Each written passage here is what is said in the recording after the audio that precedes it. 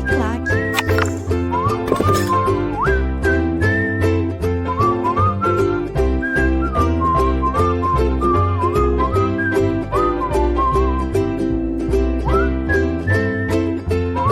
Que bom que você voltou.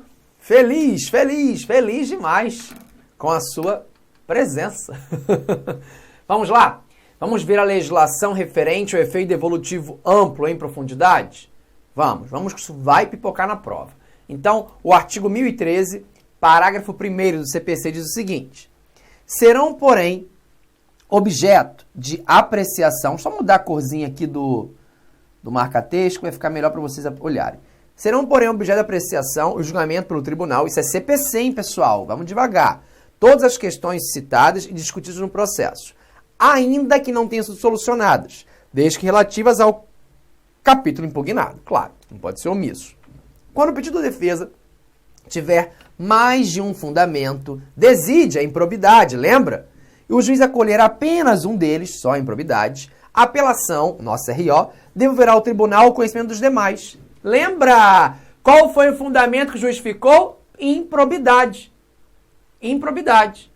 O tribunal fechou com desídia, porque levou o conhecimento de todos. Improbidade e desídia. Veja, tribunal. Sacou? Bom, Renzete, mas beleza. Isso aqui, como você falou, isso é CPC. Ok. O artigo 3º da Instrução Normativa 39 de 2016 diz: eu aplico o artigo 1013 a 1014 ao processo de trabalho, quando falo do efeito devolutivo do recurso ordinário. Efeito devolutivo amplo, em profundidade, que se confirma com essa súmula 393, que vai despencar na tua prova. Item 1. O efeito devolutivo em profundidade amplo do recurso ordinário, que se extrai do parágrafo 1º do artigo 1013 do CPC de 2015, transfere ao tribunal a apreciação dos fundamentos da inicial ou defesa, não examinados na sentença, ainda que não renovados em contrarrazões, desde que relativo ao capítulo impugnado. Eu quero que você preste atenção só nisso. Quanto à extensão que vai ser revisto pelo juiz adquém, quem decide é você, recorrente. Isso é um ponto. Tá aqui. Volta no finalzinho só. Relativos ao capítulo impugnado. Ok. Agora, os fundamentos, os fatos, tudo isso do que foi impugnado é levado para o tribunal, para o juiz adquém, e ele vai analisar. Fechado? Maravilha. Viu? Bobinho é quem acha que basta saber que efeito devolutivo é a regra no processo de trabalho dos recursos, devolve ao tribunal tudo e possa iniciar a execução. Qual a execução? Execução provisória. Foi tempo que a prova ficava aqui. E a aula também. Eu não vou sonegar a informação de vocês. O curso é ponto a ponto. Pontos comuns de técnico de analista, e quando eu subo o nível, eu aviso. Agora eu subi bem o nível, porque eu estou preocupado e pensando numa prova difícil. Eu não preparo vocês para a prova fácil. Se a prova vier fácil, você olha para o céu e fala: muito obrigado, meu Deus. Chegou minha hora mesmo, confirmada. E tenha atenção com prova fácil, viu? Também outro ponto. Achou que a prova está muito fácil, redobre a atenção, porque pode ter pegadinhas. Agora, se a prova vier difícil, todo mundo se matando e você lá, numa boa. Numa boa. Na humildade. Humildade sempre, viu, pessoal? Mas numa boa fazendo a prova. Por quê? Porque se preparou. Se preparou para o pior. O pior cenário pode ser ele explorar o efeito devolutivo. Se explorar, quanto à extensão você já sabe e quanto ao efeito amplo em profundidade você também já sabe. Fechado? Muito bem. Então, vamos voltar um pouquinho para o beabá, né? Que também é importante. Então, os recursos no processo de trabalho são dotados de efeito meramente devolutivo, o que permite eu iniciar a execução provisória. Tudo bem. Mas existe ainda a possibilidade de eu dar um efeito suspensivo ao meu recurso? Sim. Um recurso pode ter sim um efeito suspensivo. Se o recurso tiver o efeito suspensivo, você suspende a eficácia daquela decisão. Ou seja, se suspendeu a eficácia daquela decisão, isso aqui é importante, suspender a eficácia daquela decisão, você não vai poder de forma alguma iniciar a execução provisória. E como é que eu gero o efeito suspensivo a um recurso, Renzete? Através da ação cautelar. Outra súmula que vai ser revista pelo TST em qualquer momento, mas para a sua prova vale. Então, pela ação cautelar é que você vai dar um efeito suspensivo ao recurso. Súmula 414 do TST. Só o finalzinho lá em vermelho, a ação cautelar é o meio próprio para se obter efeito suspensivo ao recurso. Então, você consegue dar efeito suspensivo ao recurso através da ação cautelar, o que não é a regra, nós já sabemos disso. Fechado? Muito bem, muito bem, muito bem. E aí, pergunta-se muito também quais são os momentos, né, para se dar o efeito suspensivo e tal. Qual é o momento que se pede? É só quando você interpõe o recurso? Pode ser depois do recurso interposto? Aí o CPC ajuda um pouco a gente, fala assim no artigo 1012, parágrafo 3º. O pedido de concessão de efeito suspensivo, na hipótese do parágrafo 1º, poderá ser formulado por requerimento dirigido ao tribunal, no período compreendido entre a interposição da apelação e sua distribuição, ficando o relator designado para o seu exame prevento para julgá-lo. Relator, se já distribuída a apelação, nas hipóteses previstas no parágrafo 1º, a eficácia da sentença poderá ser suspensa pelo relator se o apelante demonstrar a probabilidade de provimento do recurso ou, se sendo relevante a fundamentação, houver risco de dano grave ou difícil reparação. Então, observa um detalhe aqui, não sei se você conseguiu captar, eu vou te explicar por isso. Eu digo o seguinte, com o novo CPC, a súmula 414 no item 1 vai cair, porque não é mais ação cautelar que vai dar efeito suspensivo ao recurso, já que eu não tenho mais o processo cautelar autônomo com o novo CPC. Então, o novo CPC já fala quem vai dar aqui o efeito. Tribunal, relator, a depender do momento da fase. Vamos esperar a súmula ser alterada, ela não foi alterada para o seu edital, então ele ainda é aí gabarito para você. Fechado? Muito bem. Existe ainda o efeito translativo. O efeito translativo é a possibilidade, nada mais é que a possibilidade, do tribunal conhecer de todas as matérias. E algumas matérias, mesmo que não tenham sido suscitadas, como matérias de ordem pública, né? Então, matérias de ordem pública, elas não dependem de provocação. Então, não tem que ter aí ato, impugnação, via de regra, para essas matérias de ordem pública, já que elas podem ser conhecidas de ofício, a qualquer tempo e em qualquer grau de jurisdição. Mas atenção, eu até coloquei no nosso material aí. O efeito dos recursos, nos recursos, esse efeito translativo, ele acontece para todos os recursos? Não. Eu só vou visualizar esse efeito, essa possibilidade de conhecer de matéria de ordem pública, mesmo que não suscitadas, para os recursos de natureza ordinária. Isso nós vimos na primeira aula de recursos. Nos recursos de natureza ordinária. Porque num recurso de natureza extraordinária, a exemplo do recurso de revista, dos embargos ao TST, você tem que lembrar o seguinte, eles são dotados do efeito translativo. O efeito translativo, eles são dotados do pré-questionamento. Então, o efeito translativo eu só vou aplicar para o recurso de natureza ordinária, já que num recurso de natureza extraordinária, como recurso de revista, eles dependem do efeito evolutivo não amplo, não é nesse sentido do RO não, mas eles dependem do efeito de pré-questionamento, ou seja, você vai ter que tratar, falar, abordar a matéria no acordo impugnado. Então, quando você vem com recurso de natureza extraordinária, você já provocou, já esgotou todas aquelas matérias, mesmo que seja uma matéria de ordem pública. Então, cuidado com isso, atenção, abre o olhão. Efeito translativo não se aplica aos recursos de natureza extraordinária. Efeito translativo se aplica só aos recursos de natureza ordinária, já que no recurso de natureza extraordinária, obrigatoriamente, temos que ter uma decisão prévia sobre aquela matéria, sobre todas as matérias, inclusive matéria de ordem pública. É o chamado pré-questionamento. Olha lá a OJ 62 da SDI 1 do TST. É necessário o pré-questionamento. Aqui está. É necessário o pré-questionamento como pressuposto de admissibilidade em recurso de natureza extraordinária, ainda que se trate de incompetência absoluta. Incompetência absoluta nada mais é que um exemplo clássico da matéria de ordem pública. Fechado? Muito bem. Existe também o efeito substitutivo. O efeito substitutivo é o mais fácil que existe, né? Como é que é esse efeito substitutivo? Olha o artigo 1008. O julgamento proferido pelo tribunal substituirá a decisão impugnada no que tiver sido objeto de recurso. O que é isso, hein, Zé? Eu não entendi esse efeito substitutivo, não. Olha como ele é fácil, ó. Você não tem a sentença que o juiz profere? Sim. Da sentença cabe o quê? Cabe o recurso ordinário lá para o Tribunal Regional do Trabalho. Beleza. O juiz profere a sentença, o TRT profere um acórdão. O juiz profere a sentença, o TRT profere um acórdão. Não é isso? Do acórdão, TRT, acórdão. o acórdão substituirá a sentença. Molezinha, molezinha, molezinha. Molezinha. Substitutivo é só isso. Existe ainda o efeito regressivo. O efeito regressivo nada mais é que a retratação. Retratação de quem proferiu aquela decisão pela mesma autoridade. É isso. O efeito básico é esse. Como é que eu vou pensar nesse efeito regressivo? Agora, para você entender o efeito regressivo, eu vou te explicar um pouquinho aqui do agravo de instrumento. Não tem jeito, né? Chegou a hora de eu falar um pouco dele. Que aí vai ficar mais fácil as coisas. Deixa eu abrir uma tela para você. Falar o basicão do agravo de instrumento. Vai chegar a hora dos recursos sem espécie.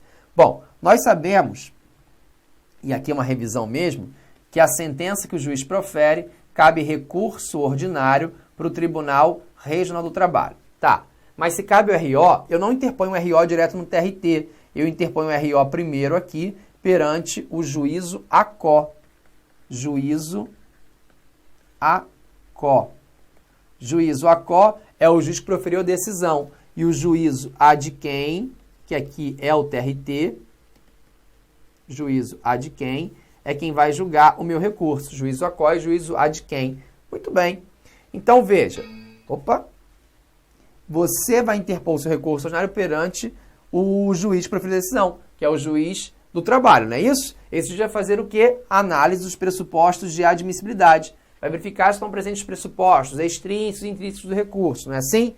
Se o juiz, por exemplo, verificar que o recurso é intempestivo, foi interposto fora do prazo, o que ele está fazendo? Ele está negando a admissibilidade do seu recurso. Ele está trancando o seu recurso ordinário.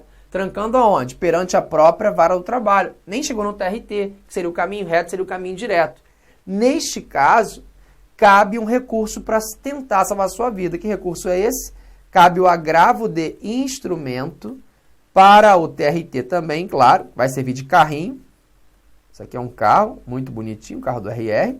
Isso aqui é um carrinho que vai levar um recurso trancado, aqui está, o RO trancadinho, de um lugar para o outro. A ideia é essa. O agravo de instrumento no processo de trabalho, ele só tem uma finalidade, destrancar recurso trancado. Eu vou falar com você do agravo, fica tranquilo, mas vale a pena você saber logo. O agravo de instrumento é só para destrancar recurso trancado. Se falou na sua prova assim, negou segmento ao recurso, parou, Renzetti me ensinou, sublinha, nega segmento, agravo de instrumento, nega segmento, agravo de instrumento, nega segmento, agravo de instrumento, nega segmento, agravo de instrumento. Se errar, não me conta. Não vai errar. Então, ó, trancou o recurso, agravo de instrumento. Negou segmento, agravo de instrumento. Basicão, basicão, basicão. Volte lá para a gente chegar no efeito regressivo. Então tá, eu interponho o agravo de instrumento para levar o meu recurso trancado perante o TRT. Para o TRT. Mas eu ainda estou na vara do trabalho, Renzetti. Claro, você vai apresentar aqui o seu agravo de instrumento, lógico. Mais uma vez perante a vara do trabalho. Aí depois que vai para o TRT, óbvio. Entrou para o TRT. Quando você apresenta o agravo de instrumento aqui perante essa vara do trabalho, o juiz pode fazer duas coisas. Duas coisas? Duas coisas. O juiz pode fazer duas coisas. A primeira que ele pode fazer, é se retratar. Como? Poxa, não está intempestivo não. Ele interpôs o recurso no 9º dia, tá certo que o 8º foi feriado. Agora que eu observei, dei mole, comi bola, papei mosca. Então, o juiz se retrata. Então, ele pode se retratar. A segunda opção, te conto depois. Te conto como estudarmos os recursos sem espécie. Segura aí. Então, esse é o efeito regressivo. Essa é a retratação. É a possibilidade de retratação do juiz. Quando você interpõe lá o agravo de instrumento, já que ele trancou o seu recurso, ele pode renovar de novo, verificar que ele mesmo se equivocou e se retratar. Então, na nossa prova, pense nesse efeito para o agravo de instrumento, pense nesse efeito para o agravo regimental. O agravo regimental é para atacar uma decisão monocrática de um relator, do desembargador relator, do ministro relator, antes do julgamento chegar ao colegiado. Fechou? Tranquilo? Muito bem, muito bem, muito bem. Não vai errar isso, né? Não vou não. Então tá ótimo. Bom, o novo CPC fala também nesse efeito, né? Só para ilustrar, o novo CPC fala desse efeito. No artigo 331, diz que indeferida a petição inicial, é um outro exemplo de retratação, o autor poderá apelar para agente RO, facultando-se ao juiz, no prazo de 5 dias, retratar-se. Também é uma outra hipótese, tá? Se de plano for indeferida a sua petição inicial, você interpuser o recurso ordinário, o juiz pode se retratar em 5 dias. E o 485 do CPC de 2015, o juiz não resolverá o mérito quando havia um parágrafo 7º, interposta apelação para agente RO, em qualquer dos casos de que trata os incisos desse artigo, o juiz terá 5 dias para retratar-se. Então, hoje, o juiz pode se retratar em qualquer caso, né, no prazo de 5 dias, aí ou indeferindo a petição inicial, ou não apreciando o mérito. Tá? Então, hoje a retratação cabe para tudo. Bom, contrarrazões. O que é contrarrazões? Contrarrazões é sinônimo de, pra gente, né, de contestação de recurso. Como é que funcionam as contrarrazões? Nós falamos sobre ela, claro, quando falamos lá do recurso na modalidade adesiva. Modalidade não, na forma adesiva. Mas ó, só para ficar bem claro aqui. Sentença do juiz, cabe recurso ordinário para o Tribunal Regional do Trabalho. Beleza. Interpõe o recurso aonde? Direto no TRT? Direto não. Interpõe o recurso perante o juiz que proferiu a decisão, que é o juízo ACO. Aqui está o meu recurso ordinário sendo interposto. Entrego para ele aqui. Para quê? Para falar, juiz, analisa aí se estão presentes todos os pressupostos de admissibilidade recursal. Se sim, manda para o TRT. É assim. Aí o juiz, de fato, vai analisar, vai verificar se estão presentes todos os pressupostos de admissibilidade recursal. Em verificando que estão todos os pressupostos presentes, o juiz não vai mandar o recurso para o TRT, não. Não. Ele vai fazer o quê? Vai abrir um prazo para a parte contrária, para o recorrido aqui, apresentar as contrarrazões ao RO. E o prazo dessas contrarrazões é o mesmo prazo do recurso. Então, no nosso exemplo aqui, o prazo das contrarrazões será de 8 dias. O prazo das contrarrazões é o mesmo prazo do recurso aqui, 8 dias. Sentença do juiz, RO para o TRT, RO para o TRT, RO para o TRT, e aí você apresenta as contrarrazões a esse recurso ordinário no prazo de 8 dias, que vai ser o mesmo prazo que você tem para recorrer. Fechado? Vamos à lei, artigo 900. Interposto o recurso, será notificado o recorrido para oferecer suas razões em prazo igual ao que tiver tido o recorrente. Em prazo igual ao que tiver tido o recorrente. Qual é o mesmo prazo? 8 dias. Acabou, é o mesmo prazo aqui. Fechado, minha gente? Muito bem. Vamos então falar agora do juízo de admissibilidade recursal. Já que a gente falou tanto em análise de pressupostos, vamos passar isso. Quando eu falo em juízo de admissibilidade recursal, eu estou falando de preliminares do recurso. Então, falar em admissibilidade recursal é sinônimo de falar em preliminar de recurso. Muito bem. Quando a gente fala em analisar a admissibilidade de um recurso, é o momento da análise dos pressupostos recursais, dos pressupostos extrínsecos ou objetivos, intrínsecos ou subjetivos. Repetindo, objetivos ou extrínsecos, subjetivos ou intrínsecos. A análise dos pressupostos de admissibilidade é matéria de ordem pública. Isso é muito importante. Por ser matéria de ordem pública, não precisa ser suscitada por ninguém, óbvio, né? Mas nós temos 2 momentos para isso, para essa análise. Quais são esses 2 momentos? O primeiro momento vai ser feito pelo próprio juízo que proferiu a decisão, que é o juízo ACO. Então, a exemplo aqui seria uma sentença proferida pelo juiz do trabalho. O segundo momento, deixa eu apagar aqui que engoliu, né? Coloco do lado. Então, o primeiro momento seria a decisão pelo próprio juiz proferir a decisão. Então, da sentença do juiz, esse aqui, juiz, é o juízo ACO.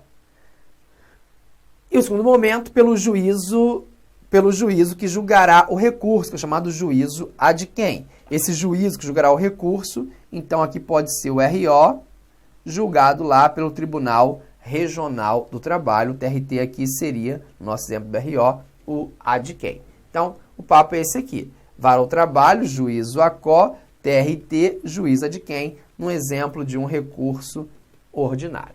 Então, nós temos 2 momentos. Observa que essa análise de admissibilidade de um recurso, ela pode ser positiva. Sim, estão presentes todos os pressupostos de admissibilidade recursal. Beleza, vai tudo para o tribunal.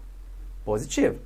Mas essa análise pode ser também negativa. Pode o juiz do ACO, verificar que não estão presentes todos os pressupostos de admissibilidade.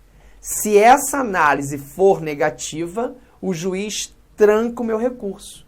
O juiz nega seguimento ao meu recurso. Se tranca o meu recurso, se nega seguimento, cabe agravo de instrumento. Atenção! O agravo de instrumento no processo de trabalho não é igual no processo civil, que serve para atacar todas as decisões executórias. Juiz espirrou, agrava. Coçou a orelha, agrava. Bateu o pé, agrava. Isso é lá no processo civil. No processo de trabalho, não. O agravo de instrumento no processo de trabalho tem só uma única finalidade. Destrancar recurso trancado. Não serve para mais nada, não tem exceção. Repetindo, agravo de instrumento no processo de trabalho é só para destrancar recurso trancado. Não tem nenhuma outra finalidade. Fechado, fechado, fechado? Muito bem. Então, a análise pode ser, repito, totalmente positiva, negativa, mas eu também tenho uma análise parcial. A análise pode ser parcial. Agora, você vai fazer assim em casa, ó. Soltar a caneta, o lápis, esticar os ossos, viu que esticou? Esticar a coluna. Tá com água, toma um gole de água. E tu vai colar na tela comigo e prestar atenção mega máxima. Vou subir um nível. Vou disparar o nível. Antes da instrução normativa número 40 de 2016 do TST, que é uma instrução, óbvio, posterior a 39, nós tínhamos a aula da seguinte forma. O juízo de admissibilidade pode ser positivo, ok, manda para o tribunal. Pode ser negativo. Negativo, acabei de falar, tranca o recurso, nega seguimento, agravo de instrumento. Mas pode ter uma análise parcial. O que seria uma análise parcial? Imaginemos que o juízo ACO, o juiz que proferiu a sentença, venha e fala: olha, o recorrente tem interesse para recorrer em relação às horas extras e às férias, mas não tem interesse em relação à equiparação salarial. Então ele faz uma análise parcial de admissibilidade do recurso. Horas extras ok, férias ok, mas a equiparação salarial ele não tem interesse. Neste caso, ele trancou o recurso? Não, ele não trancou o recurso. Ele fez apenas uma análise parcial. Como eu tenho um duplo juízo de admissibilidade e a análise feita pelo juízo ACO não vincula a análise feita pelo juízo adquém, a análise feita pelo juízo ACO é uma análise superficial e a análise do juízo adquém é uma análise definitiva. E aí que não caberia agravo de instrumento. Ocorre que hoje eu tenho a instrução normativa número 40 de 2016 do TST que vem e fala. O ponto em que a análise foi negativa deve ser interposto, sim, o agravo de instrumento. E com que foi positivo, você segue o seu recurso. Se isso aparece nas provas, se isso pipoca nas provas. Olha aqui o artigo 1º da instrução normativa número 40 de 2016, que tem a seguinte redação. Admitido apenas parcialmente, admitido apenas parcialmente, o recurso de revista constitui ônus da parte impugnar mediante agravo de instrumento o capítulo denegatório da decisão, sob pena de preclusão. Sob pena de preclusão. Aí está. O capítulo, o ponto, o item denegatório mudou completamente. Fiquem bem espertos em relação a isso. Fechado? Olha o que fala o novo CPC. No artigo 1010, parágrafo 3º. Após as formalidades previstas, nos parágrafos 1º e 2º dos autos, serão remetidos ao tribunal pelo juiz, independentemente de juízo de admissibilidade. O novo CPC acaba com o juízo de admissibilidade pelo juízo ACO. O novo CPC vem e fala, pera lá, é um duplo juízo. Sim, o primeiro juízo é um juízo superficial. O segundo juízo de admissibilidade, feito pelo tribunal, é um juízo definitivo. Isso. Se um é superficial, o outro definitivo, para que ter o superficial? Já que ele não vincula em nada o definitivo, então eu acabo com o duplo juízo de admissibilidade. Assim entendeu o novo CPC. Muitos disseram, na época, eu lembro, isso vai ser aplicado ao processo de trabalho. E eu disse para vários alunos da época também, se isso aqui for aplicado ao processo de trabalho, acabou um recurso. Acabou o agravo de instrumento. Já que o agravo de instrumento no processo de trabalho tem só uma finalidade, destrancar recurso trancado. Nega segmento, agravo de instrumento. Nega segmento, agravo de instrumento. Eu aplico essa regra ao processo de trabalho? Não aplico, não. O TST me salvou na resposta pela Instrução Normativa 39 de 2016, no artigo 2º, ao dispor que não se aplica ao processo de trabalho a regra do artigo 1010, parágrafo 3º, desnecessidade do juízo ACO exercer controle de admissibilidade na apelação. Então, no processo de trabalho, permanece tudo como está. Você vai ter o duplo juízo de admissibilidade. O primeiro juízo feito pelo juízo ACO, ok, que é um juízo superficial, isso não mudou, e o segundo juízo pelo órgão que vai julgar, que é o juízo ad quem, e esse é o definitivo. Fechado? Tranquilo? Muito bem. Vamos então seguir. Se eu tenho que fazer essa análise dos pressupostos, eu preciso conhecer então, para minha prova, os pressupostos recursais. Claro que você precisa. E quando eu falo em pressupostos recursais, é sinônimo de requisitos de admissibilidade de um recurso. Os pressupostos podem ser objetivos ou extrínsecos, subjetivos ou intrínsecos. Te apresento, entendimento majoritário, claro, os pressupostos objetivos ou extrínsecos. Primeiro, recorribilidade do ato, adequação, tempestividade, preparo e a regularidade e representação. Então, esses são os pressupostos objetivos ou extrínsecos. Temos ainda os pressupostos subjetivos ou intrínsecos. Atente-se a um detalhe. Os pressupostos objetivos ou extrínsecos, eles estão interligados, eles estão ligados ao recurso em si. Então, eles estão todos ligados ao recurso em si. Já o pressuposto subjetivo ou intrínseco, ele está relacionado às partes. As partes é o SIL. É o quê? É o SIL.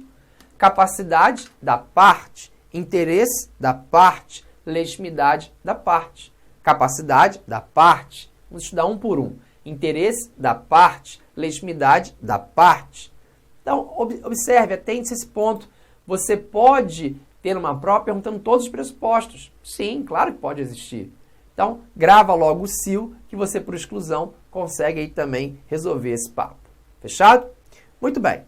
Vamos, então, começar a análise dos pressupostos objetivos ou extrínsecos. Primeiro pressuposto, vamos ver um por um, é a recorribilidade do ato. O ato praticado, ele precisa ser recorrível. Não basta você falar, vou recorrer. O ato praticado tem que ser recorrível. Quais são os atos praticados pelo juiz, por exemplo? Sentença. Sentença cabe recurso? Cabe. É o provimento jurisdicional, é o que eu quero. Da sentença cabe RO. Despacho cabe recurso? Não, não cabe. Despacho não tem, como é que pode dizer, um efeito, não julga nada, não tem carga decisória, fugiu a palavra. O despacho impulsiona o processo, o despacho não cabe recurso. Já as decisões interlocutórias, elas são recorríveis de imediato, eu posso recorrer ao final. Tudo bem? Então não basta falar que vou recorrer. A decisão tem que ser, o ato praticado tem que ser recorrível. Da mesma forma que nós temos a adequação. Não basta falar vou recorrer. Você vai recorrer utilizando um recurso cabível no processo de trabalho. Da sentença cabe RO. Da sentença não cabe apelação. A apelação é do mal para a gente, não caberia. Ah, mas tem um princípio da fungibilidade ou conversibilidade. Tudo bem, mas tem que lembrar da teoria objetiva, do prazo menor, não ser erro grosseiro e por aí vai. Tudo bem? Vamos então terminar esse bloquinho e eu vou te esperar para o nosso próximo bloco, terceiro bloco, ainda falando, e de forma muito mais completa, claro, dos pressupostos objetivos ou extrínsecos, já começo falando da tempestividade no próximo bloco. Fico aqui paradinho, te esperando tomar água. Não demora não, volte logo. Clique like.